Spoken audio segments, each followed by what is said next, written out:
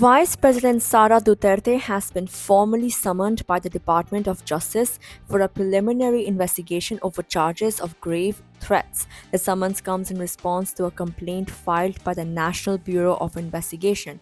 It relates to remarks Duterte allegedly made in a Zoom press conference, remarks seen as threats against President Ferdinand Marcos Jr., First Lady Liza Marcos, and House Speaker Martin Romualdez. In an ambush interview with reporters in Leeds on Tuesday evening, April 29th, Duterte herself confirmed receiving the summons. She said, and I quote, "I also received a summons earlier from the office of the prosecutor regarding a case filed against me by the NBI." End quote. Prosecutor General Anthony Fadullon confirmed the summons to reporters. He also stated that the preliminary investigation will take place on two dates, May 9th and May 16th.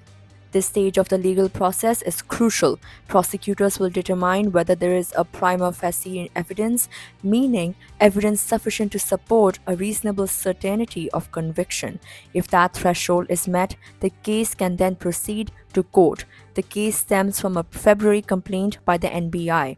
At the center of it are assassination-related remarks Duterte allegedly made during a Zoom press briefing.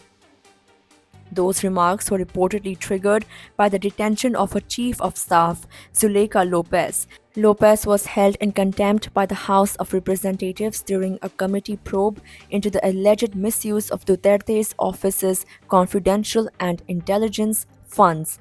Despite the controversy, Duterte has maintained that her statements do not amount to grave threats. Nonetheless, the fallout from those remarks continues to grow. They have now been included in the articles of impeachment being prepared against her. That process is expected to move forward after the 2025 midterm elections. This summons adds to the mounting legal and political challenges Duterte is facing in the months ahead. Stay tuned as the story continues to unfold.